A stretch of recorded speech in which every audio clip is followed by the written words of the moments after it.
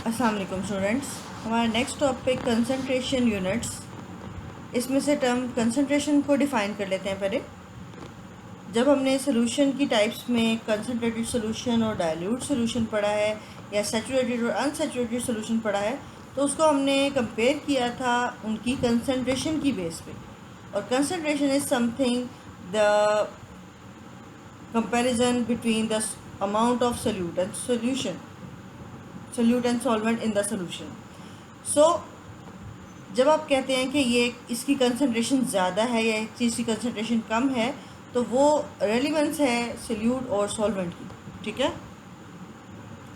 अब इस रेलिवेंस में ये बात ध्यान में रखने वाली है कि अगर आप कोई किसी सोल्यूशन में से, किसी बने हुए सोल्यूशन में से उसी का थोड़ा सा पार्ट लें, तो उसकी कंसंट्रेशन सेम होगी उस सोल्यूशन से जो कि ज़्यादा फॉर्म में पड़ा हुआ है। यानी अमाउंट ऑफ सोल्यूशन इस पे डिपेंड नहीं करता कि उसकी कंसंट्रेशन क्या है। Amount of solute and amount of solvent concentration को अफेक्ट करते हैं। ठीक है, अब उस कंसंट्रेशन को लैब में समझने के लिए और ख़ास कंसंट्रेशन के सोल्यूशन लैब में बनाने के लिए हम 4 तरह के परसेंटेज सोल्यूशन पढ़ेंगे। अब जो यूनिट्स हैं वो शो करते हैं क्वांटिटीज़ को। हम डिफरेंट क्वांटिटीज़ को शो करने के लिए डिफरेंट यूनिट्स देते हैं। फिज़िक्स में, केमिस्ट्री में भी आपने अभी पिछले चैप्टर में यूनिट्स पढ़े हैं प्रेशर के, और डिफरेंट यूनिट्स जो हैं वो क्वांटिटीज़ को शो करते हैं। सो अब यहाँ पे क्वांटिटी जो है वो आप सोल्यूशन बनाते हुए 2 तरह से ले सकते हैं। या तो आप किसी चीज़ को आप मैस ले रहे हैं, तो उसको आप कहेंगे कि आप क्वांटिटी को मेजर कर रहे हैं ग्राम्स में। ठीक है, या आप सोल्यूशन बनाने के लिए जो ले रहे हैं चीज़, वो होगी इसी सोल्यूट या सॉल्वेंट का वॉल्यूम, और उसको आप मेजर कर रहे होंगे सेंटीमीटर क्यूब में। तो इन 2 क्वांटिटीज़ की बेस पे जो आपके पास सोल्यूशन है वो डिफरेंट 4 टाइप्स के बन सकते हैं। 4 इसके जो हैं पॉसिबिलिटीज़ हो सकती हैं। या तो आप मैथ्स का सोल्यूशन बना रहे होंगे और दूसरी चीज़ का भी मैथ्स ले रहे होंगे, यानी ग्राम्स में सोल्यूट एंड सॉल्वेंट दोनों को आप ग्राम्स में मेजर कर रहे होंगे, तो वो होगी first type, that says maths over maths solution. ठीक है, अब वर्ड परसेंटेज यहाँ पे क्या शो कर रहा है? वर्ड परसेंटेज का क्या मतलब है? The something in the 100 parts. ठीक है, जब आपने परसेंटेज निकालनी हो तब आप टोटल से डिवाइड करके उसको 100 से मल्टीप्लाई करते हैं, यानी 100 का वो कौन सा हिस्सा है, तो फिर वो कहलाता है वर्ड परसेंटेज। आपने मैथमेटिक्स में क्लास 5 से परसेंटेज निकालना सीखी है। You know how to calculate the percentage. जैसे आपने अपने किसी गेन सब्जेक्ट में गेन मार्क्स जो हैं उसकी परसेंटेज काउंट करनी हो, तो आप टोटल मार्क्स से उससे पहले डिवाइड करते हैं और फिर 100 से मल्टीप्लाई करते हैं, आपके पास परसेंटेज आ जाती है। ठीक है, और परसेंटेज का ख़ास साइन भी है, और वो साइन जो है वो शो करता है कि 100 में से ये कौन सा हिस्सा है।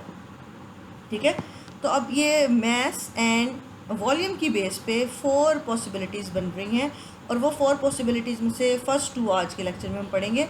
The first possibility is the percentage maths over maths. ठीक है, अब मैथ्स ओवर मैथ्स सोल्यूशन किस तरह के सोल्यूशन है? जब आपके पास सोल्यूट भी ग्राम्स में मेजर हो और सॉल्वेंट भी ग्राम्स में मेजर हो। So here comes the definition, it is the number of grams of solute in 100 grams of solution, not the solvent, 100 grams of the solution। अच्छा, अब यहाँ पे एक और बात डिस्कस करने वाली है कि जब आप मेजर्ड अमाउंट में सोल्यूट डालें, मेजर्ड अमाउंट के सोल्यूशन सॉल्वेंट में, तो जो टोटल वॉल्यूम होता है वो उससे कुछ ज़्यादा होता है। जब आप लैब में इसको खुद परफॉर्म करेंगे तो अब आप इसको ऑब्ज़र्व करेंगे कि अगर आपने 10 ग्राम डाला है सोल्यूट, तो उसको टोटल 100 का वॉल्यूम बनाने के लिए आपको पहले सोल्यूट डालना होता है और बाद में आप उसमें सॉल्वेंट ऐड करते हैं टोटल वॉल्यूम को करने के लिए। ये भी हम नेक्स्ट टॉपिक मोलैरिटी का पढ़ेंगे, उसमें भी आप देखेंगे कि किस तरह से इसको हमने परफॉर्म करना है exactly. So the example is the maths और मैथ्स सोल्यूशन की, कि आप शुगर को ले रहे हैं 10 ग्राम्स। ठीक है, उसमें 90 ग्राम्स वाटर ऐड कर रहे हैं, तो टोटल वॉल्यूम जो है वो 100 ग्राम्स बन रहा है सोल्यूशन। तो इस तरह की कैलकुलेशंस जो हैं, दोनों जो फिगर्स हैं वो ग्राम्स में, दोनों क्वांटिटीज़ को ग्राम में मेजर किया गया है, लिहाजा that will called a mass over mass solution. ठीक है, और दोनों कैलकुलेशंस को 100 से डिवाइड किया गया है, लिहाजा it will make a percentage solution. ठीक है, अब यहाँ पे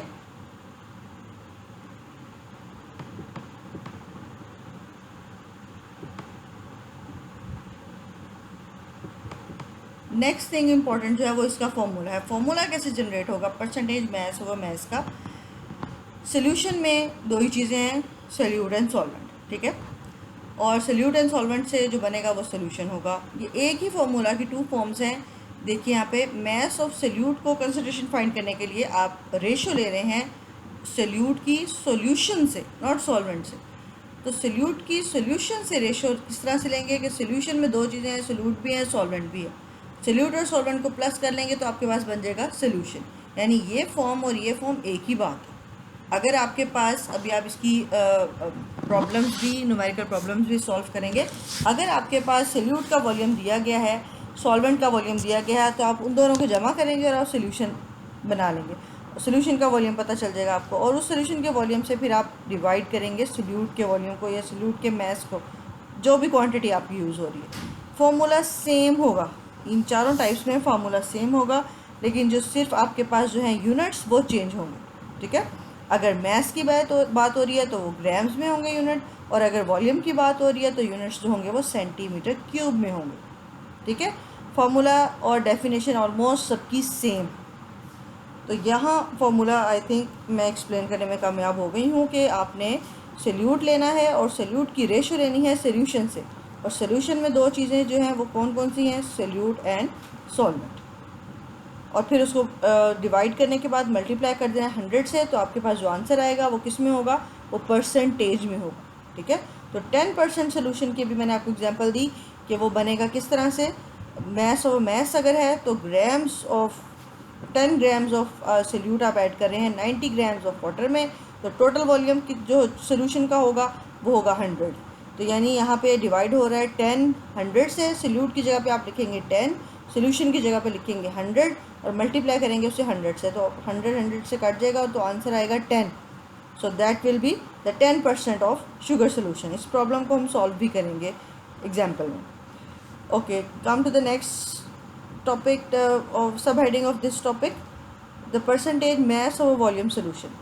अब मास और वॉल्यूम के परसेंटेज सोल्यूशन में मास जो कि शो कर रहा है quantity in the grams, and volume जो कि शो कर रहा है quantity in the centimetre cube.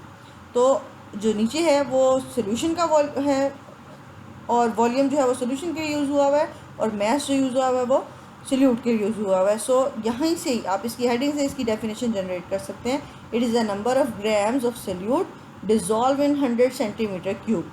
ये जो V का वर्ड है वो शो कर रहा है वॉल्यूम को, और वॉल्यूम आपने मेजर करना है सेंटीमीटर क्यूब में।